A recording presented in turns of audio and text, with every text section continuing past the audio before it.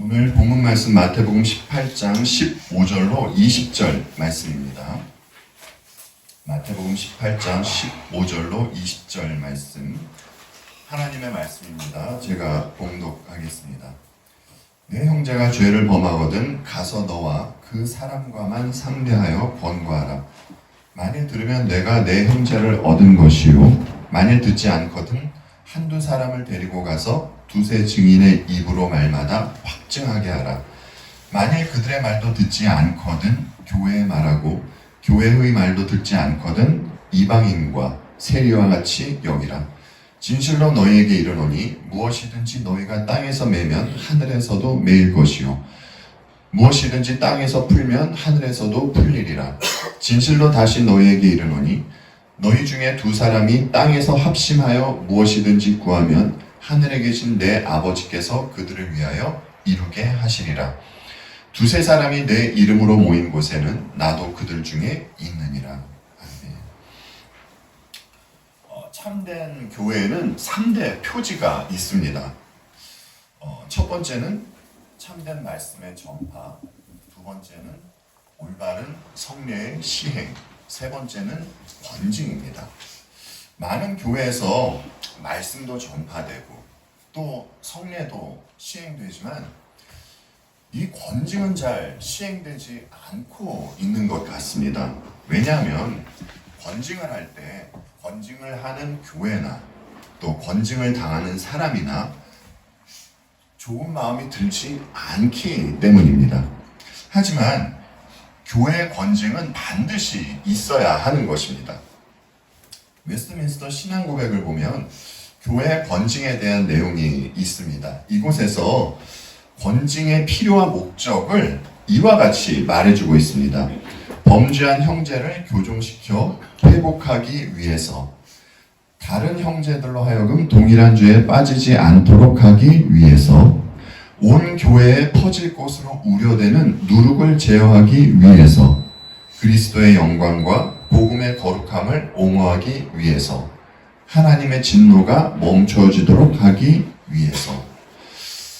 우리는 지금 이 내용만 보더라도 교회가 교회되기 위해서는 권징은 반드시 필요하다는 것을 알 수 있습니다.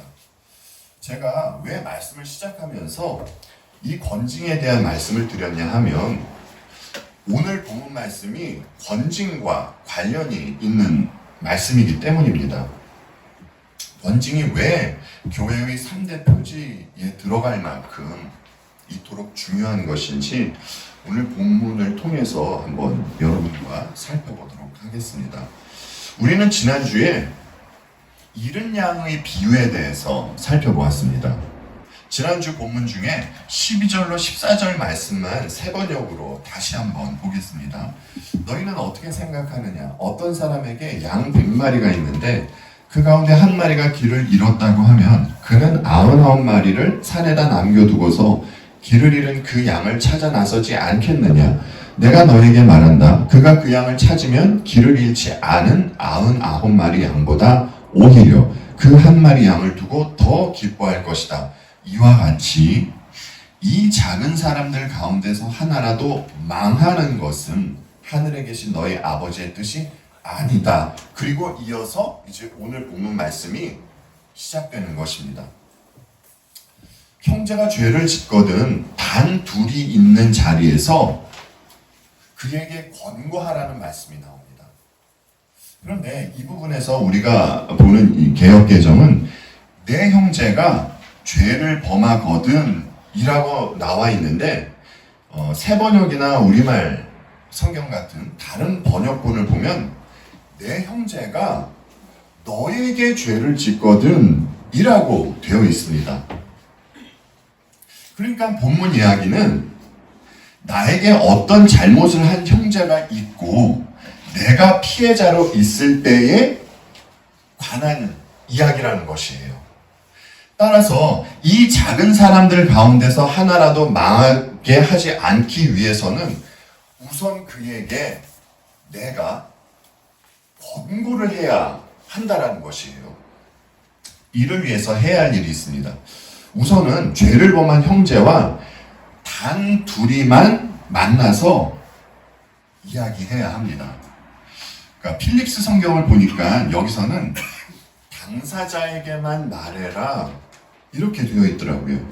그러니까 어떤 형제가 죄를 범했을 때 다른 사람들에게 말하지 말고 우선은 그와 둘이 조용히 만나서 이야기하라는 것이에요. 이렇게 하는 이유는 그의 인격을 존중하고 그를 보호하기 위해서입니다. 우리는 오늘 본문을 봐도 주님의 말씀은 세상과 다르다는 것을 볼 수 있어요. 생각해 보십시오, 여러분. 죄를 가한 가해자와 그 죄 때문에 피해를 입은 피해자가 있습니다. 누가 먼저 만나자고 하고 또 누가 먼저 잘못을 구해야 하는 것입니까?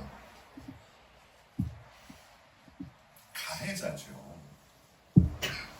하지만 주님은 피해자로 하여금 가해자에게 손을 내밀라고 하는 것이에요.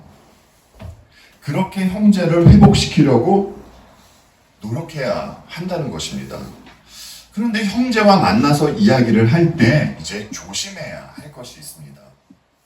그가 아무리 나에게 죄를 범했어도 예의를 갖추어서 말해야 하는 것입니다. 자기는 재판석에 앉아 있느냐, 그리고 상대방은 피고석에 앉혀놓고 신문하듯이 가르치듯이 그렇게 말하면 안 된다는 것이에요. 여러분, 우리 이 경험 다 해봤잖아요. 이렇게 하면 상대방은 너나 잘해, 그리고 떠나버릴 수도 있습니다.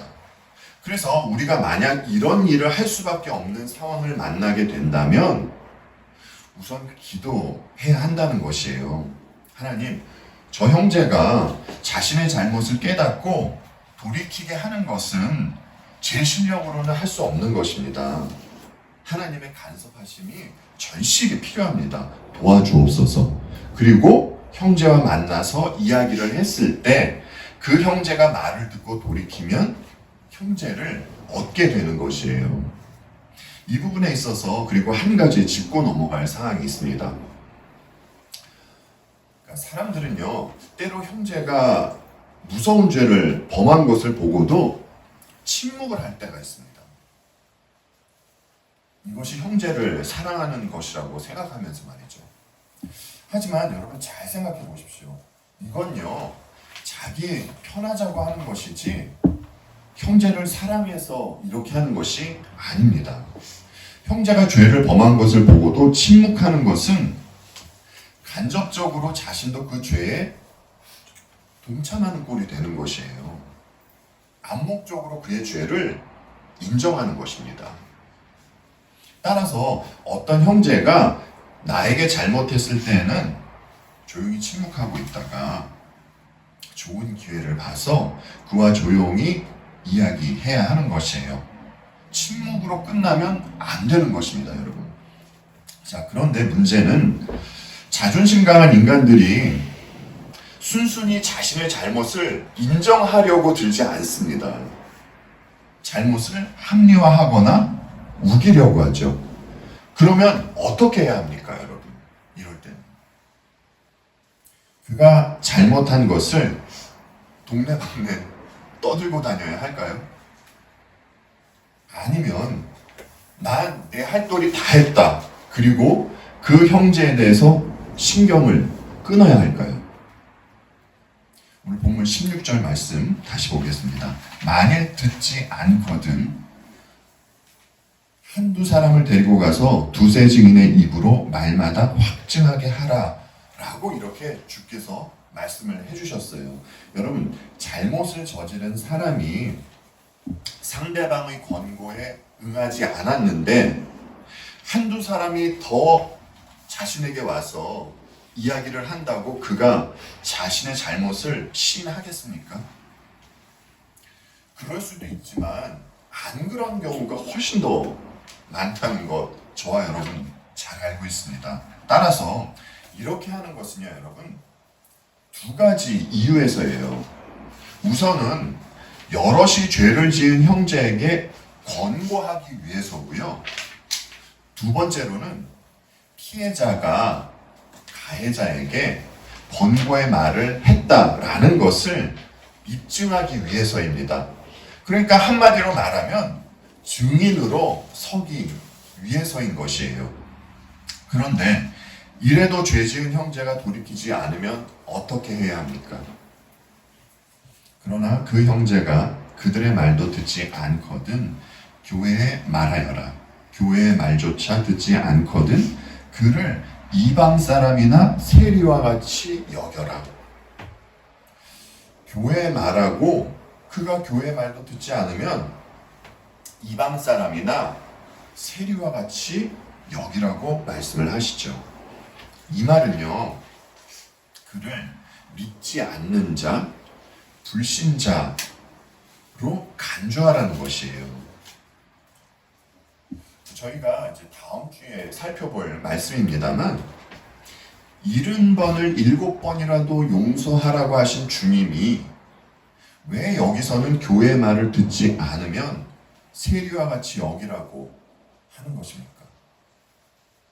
이것은요, 개인적인 일로 끝나는 것이 아니라 교회 공동체에 관한 일이기 때문인 것입니다. 아까 말씀을 시작할 때 권징의 이 필요와 목적에 대해서 언급을 했는데 이곳에는 이런 내용이 있었잖아요, 여러분. 다른 형제들로 하여금 동일한 죄에 빠지지 않도록 하기 위해서 온 교회에 퍼질 것으로 우려되는 누룩을 제거하기 위해서 하나님의 진노가 멈추도록 하기 위해서. 여러분, 죄에는요 어떤 특성이 있는 것입니까? 지금 웨스트민스터 소유리 문답 신앙 고백이 죄의 어떤 특성을 방어하기 위해서 지금 이 이야기를 하고 있는 것입니까? 죄에는 전염성이 있죠. 그리고 이 죄가 여러분 사람을요 이렇게 만든다는 것이에요. 히브리서 기자가 이렇게 이야기를 했습니다. 형제자매 여러분 가운데 믿지 않는 악한 마음을 품고서 살아계신 하나님을 떠나는 사람이 아무도 없도록 여러분은 조심하십시오. 오늘이라고 하는 그날 서로 권면하여 아무도 죄의 유혹에 빠져 완고하게 되지 않도록 하십시오. 히브리서 기자의 이야기입니다. 죄는 사람을 어떻게 만든다고 합니까, 여러분? 완고하게 만든다고 하죠. 완고하다는 것은요, 우리가 자주 사용하는 그 마음이 강팍하다라는 그 의미를 뜻하는 것입니다. 교회 안에 죄가 전염이 되면 교인들이 완고해질 수 있다는 것이에요. 이러한 이유에서 죄를 범한 자가 교회가 말해도 듣지 않으면 그를 믿지 않는 자로 여겨야 한다는 것입니다. 물론 그가 훗날이라도 회개하고 돌이키면 교회는 기쁜 마음으로 그를 받아줘야 하는 것이고요. 과거에는요, 그 출교 당하는 것이 굉장히 수치스럽고 그 무서운 징계였습니다. 출교를 당하면 성찬을 할 수가 없었어요. 그러나 오늘날은 그렇게 생각하지 않는 것 같습니다. 사실 교회에서 권징이 잘 이루어지지 않는 이 현실에다 누군가 출교를 당해도 무서워하지 않는 것 같아요. 여러분, 요즘에 얼마나 많은 교회가 있습니까? 저희가 저희 교회 창문으로만 봐도 다른 교회가 가깝게 보이는 그러한 상황입니다. 교회가 여기밖에 없냐고 그냥 다른 교회에 나가버리면 그만이라는 생각을 가지고 있기 때문에 누군가 자기가 잘못을 범하고 그리고 출교를 당해도 이에 대해서 별로 무서워하지 않는 것 같습니다. 하지만 교회에서 출교를 당하는 사람은 두렵고 떨리는 마음으로 돌이켜야 하는 것이에요. 왜냐하면요, 여러분, 주께서 이런 말씀을 하시기 때문입니다. 내가 진정으로 너희에게 말한다. 무엇이든지 너희가 땅에서 매는 것은 하늘에서도 매일 것이요, 땅에서 푸는 것은 하늘에서도 풀릴 것이다. 내가 진정으로 거듭 너희에게 말한다. 땅에서 너희 가운데 두 사람이 합심하여 무슨 일이든지 구하면 하늘에 계신 내 아버지께서 그들에게 이루어 주실 것이다. 주님이요, 이 말씀을 하시면서 내가 진정으로 그리고 거듭 말한다 라고 하세요. 그만큼 중요한 말씀이라는 겁니다. 땅의 교회는요, 눈에 보이는 가시적인 교회, 이 땅의 교회는 눈에 보이지 않는 하늘에 있는 하늘의 교회와 관련이 있기 때문에 지금 주님이 이 말씀을 하시는 것입니다. 여러분, 교회는요, 교회에만 있는 권위가 있습니다.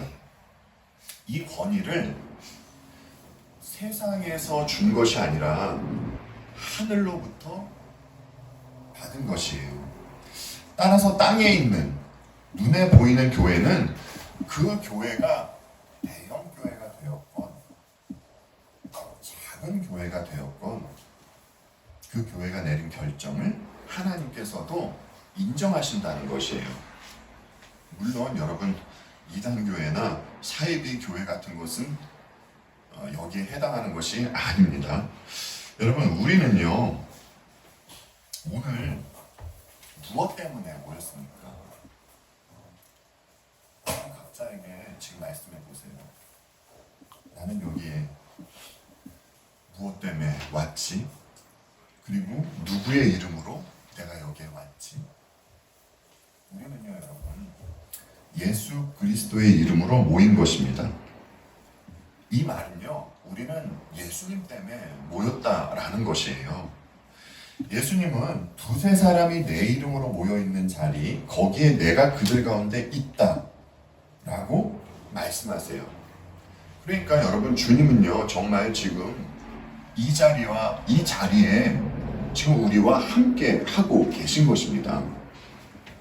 그럼에도 불구하고 주님이 그러면 여러분, 우리가 혼자 있을 때는 주님이 우리와 함께 하시지 않는 것입니까? 그렇지 않죠. 주님은 우리가 혼자일 때도 우리와 함께 하십니다. 그럼에도 불구하고 주님이 두세 사람을 말씀하신 이유는 이렇습니다. 여러분, 사람이 공동체를 이루려면요, 가장 적은 최소 단위로 몇 명이 있어야 합니까? 공동체를 이루려면요. 당연히 혼자 있으면 공동체가 이루어질 수 없죠. 최소한 두세 사람은 있어야 그 공동체가 이루어질 수 있습니다. 그러니까 주님은 아주 작은 교회 공동체일지라도 주님은 그 교회와 함께 하신다라는 말씀을 하고 계신 것이에요. 교회는 교인들이 많고 재정이 풍부해서 권위가 있는 것이 아닙니다. 교회에 권위가 있는 이유는 우리 주님이 함께 하시기 때문에 이 교회에 권위가 있는 것이에요. 여러분은 오늘 본문을 보면서 아마도 피해자 입장이 되어서, 그리고 피해자 입장에서 오늘 본문 말씀을 보셨을 것입니다. 즉, 권고하는 사람의 입장에서 본문을 보셨을 것이에요. 여러분 잘 보셨습니다. 어느 형제가 여러분에게 죄를 짓거든 조용히 그 형제를 만나고 그에게 권고하십시오. 그리고 이 일을 할 때는 아까 말씀드렸듯이 상대방과 나 단 두 사람만 알게 조용하게 하십시오. 그런데 우리는요, 여러분, 이 입장도 생각을 해야 합니다. 우리 모두는 권고를 들어야 하는 입장에 처할 수도 있습니다. 우리에게는 죄의 오염이 있잖아요, 여러분. 그리고 타락한 천사들은 하나님의 자녀들을 넘어뜨리기 위해서 무단히 지금도 노력하고 있습니다. 예, 하나님의 자녀들을 넘어뜨리기 위해서 엄청난 노력들을 하고 있어요. 유혹을 합니다. 그리고 우리는 영적으로 이 땅에 임한 천국을 지금 살아가고 있지만 물리적으로는 죄로 물든 이 세상에 발을 딛고 살아가고 있습니다. 핑계대자고 지금 이 이야기를 하는 것이 아니고요, 여러분. 이런 이유에서 우리는 다른 사람에게 잘못을 할 수 있다는 것이에요. 여러분, 누군가 나에게 권고를 한다면 기분 나빠하지 마시고 받아들이십시오. 그렇다고 여러분 아무 말이나 다 받아들이라는 것 아닙니다. 깊이 생각해 보시고 정말 자신이 상대에게 잘못했다는 생각이 들면 진심으로 사과하고 돌이키시라고 드리는 말씀이에요. 근데 어떤 분은 제가 드린 이 말씀을 듣고 나는 그 어느 누구에게도 권고받을 만한 죄를 짓지 않을 것이라고 장담하고 계신 분이 계실 줄도 모르겠습니다. 그런데 그 고린도전서 5장을 보면 사도 바울이요 이런 이야기를 했어요. 고린도전서 5장 9절로 13절 말씀을 세 번역으로 함께 볼게요. 내 편지에서 음행하는 사람들과 사귀지 말라고 여러분에게 썼습니다. 그 말은 이 세상에 음행하는 사람들이나 탐욕을 부리는 사람들이나 약탈하는 사람들이나 우상을 숭배하는 사람들과 전혀 사귀지 말라는 뜻이 아닙니다. 그러려면 여러분은 이 세상 밖으로 나가야 할 것입니다. 그러나 이제 내가 여러분에게 사귀지 말라고 쓰는 것은 형제라 일컫는 자가 음행하는 사람이거나 탐욕을 부리는 사람이거나 우상을 숭배하는 사람이거나 사람을 중상하는 사람이거나 술 취하는 사람이거나 약탈하는 사람이면 그런 사람과는 함께 먹지도 말라는 말입니다. 밖에 있는 사람들을 심판하는 것이 나에게 무슨 상관이 있습니까? 여러분이 심판해야 할 사람은 안에 있는 사람들이 아니겠습니까? 밖에 있는 사람들은 하나님께서 심판하실 것입니다. 여러분은 그 악한 사람을 여러분 가운데서 내쫓으십시오. 그 11절에 나와 있는 형제라 일컫는 자는요, 신자로 불려지는 이들입니다.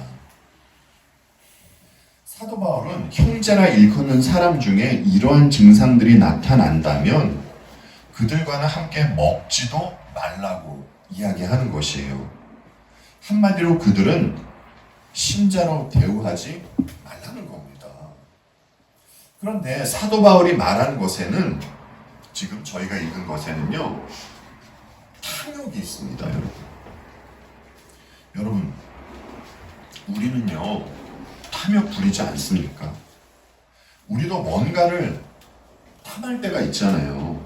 그것이 돈이 되었건 물건이 되었건 음식이 되었건 우리는 뭔가를 탐할 때가 있습니다. 그래서 상대에게 손해를 끼치는 경우가 있어요. 중상은 어떻습니까? 중상. 살다 보면 다른 사람을 비방할 때가 있잖아요. 사도 바울은 이런 사람과 상종하지도 말고 심지어 내어 쫓으라고까지 이야기하는 것입니다. 사도 바울은 왜 이렇게까지 이야기를 하는 것입니까, 여러분? 이와 같은 악한 증상은 누룩과 같이 공동체를, 교회를 넘어뜨리고 그 공동체에 급속히 번져 나가기 때문인 것이에요. 여러분, 오늘 우리가 읽은 웨스트민스터 소유리문답 제9계명에서 금하는 것이 무엇이라고 했습니까? 저희들 아까 읽었잖아요. 제가 문제를 읽고 여러분 답해 주셨잖아요. 우리 이웃의 명예를 훼손하지 말라는 것이었습니다. 그런데 우리는 알게 모르게 우리 이웃을 비방하는 일을 할 때가 있어요. 그리고 문제는 형제 눈에 이제 내가 권고를 들어야 하는 이런 증상이 나타나는 사람으로도 이제 보일 수가 있다라는 겁니다. 따라서 우리는 그 누군가를 세워주기 위해서 잘 권고해야 하는 입장뿐만이 아니라 누군가로부터 권고를 들을 수도 있는 입장, 이 모두를 생각해야 하는 것이에요. 누군가로부터 그분은 정말 나를 생각해서 말씀을 해주셨는데, 아니 당신이 뭔데 나를 지적해? 나를 지적하는 분은 오직 하나님뿐이고 나는 하나님께만 사과해. 절대로 이러면 안 된다라는 것이에요. 다시 말씀드리지만 예수님은 교회와 함께 하시고 교회가 하는 결정은 천상의 교회에서도 인정한다는 것입니다. 세상은 그 사람들을 얻기 위해서 하는 것이 아부예요. 그리고 상대방이 잘못했음에도 불구하고 상대가 기분 나빠할까봐 침묵하는 것이고요. 잘잘못을 떠나서 사람의 기분을 맞추어서 그래서 사람을 얻으려고 한다라는 것이죠. 그런데 여러분께서 이제 오늘 본문을 보셔서 아시겠지만 교회는 그렇지가 않습니다. 형제가 잘못을 했을 때 조용히 권고해서 그를 얻는 곳이 교회인 곳이에요. 그러니까 죄를 범한 형제를 얻기 위해서는 여러분 무엇이 있어야 한다는 것입니까? 우리는 지적 그러면은 이 지적이라는 말만 들으면 그냥 우선 기분부터 나빠하는데 죄의 지적이 있어야 한다라는 것이에요. 정말 어려운 일이죠. 그래서 이제 형제에게 죄를 지적할 때는 기도하고 지혜롭게 해야 하는 것입니다. 그렇지 않으면 너나 잘해 그리고 튕겨져 나갈 가능성이 거의 99.9%입니다. 차치하고요. 우리가 또 이렇게 해야만 하는 이유가 있어요. 여러분, 예수님께서 우리에게 어떠한 분이 되어주셨죠? 목자이시고 나무이시고 또 머리 되어주셨잖아요. 그리고 선생님이 되어주시고 신랑이 되어주셨으며 형제가 되어주셨습니다. 그래서 예수님께서 이런 말씀을 하셨잖아요. 누구든지 하늘에 계신 내 아버지의 뜻대로 하는 자가 내 형제요 자매요 어머니이니라. 예수님은요 우리의 형제가 되어주셨습니다. 우리의 형제 되시는 예수님께서 저와 여러분에게 먼저 조용히 찾아와 주신 것이에요. 그리고 우리가 예수님께 죄 지은 것을 우리로 하여금 알게 하시고 또 우리에게 권고의 말씀을 해주신 것입니다. 그래서 우리는 예수님의 말씀을 듣고 우리 주님께 돌이켜 영원한 멸망으로부터 구원을 받아 망하지 않게 된 것이에요. 그리고 우리는 하늘의 교회의 일원으로서 있을 수 있게 된 것입니다. 여러분, 우리가 어떻게 이렇게 될 수 있게 된 것입니까? 우리가 뭐 어떤 특별한 그 선한 일을 하거나 우리가 어떤 그 특별한 일을 해서 주님이 우리의 형제가 되어주셨나요? 우리가 주님의 형제가 될 수 있는 한 가지 이유는요, 오직 은혜라고 밖에는 이야기할 수가 없는 것이에요. 주님의 은혜 때문에 우리는 주님의 형제가 된 것입니다. 교회는 이토록 주님의 은혜를 받은 이들이 모여있는 곳이에요. 거룩하신 주님은 죄만 짓는 우리에게 형제가 되어주셨습니다. 그리고 우리들로 하여금 주님께 돌이키게 하셨습니다. 하셨죠. 여러분에게 죄를 지은 형제가 있다면 또 앞으로 그런 형제가 보이고 그런 형제를 만나게 된다면 오늘 본문을 생각하시면서 그를 대해주시기 바랍니다. 이렇게 하는 것이 망하는 형제를 막기 위해 이 땅에 임한 천국을 살아가는 하나님의 자녀들이, 하나님으로부터 은혜를 받은 이들이 할 수 있는 일입니다.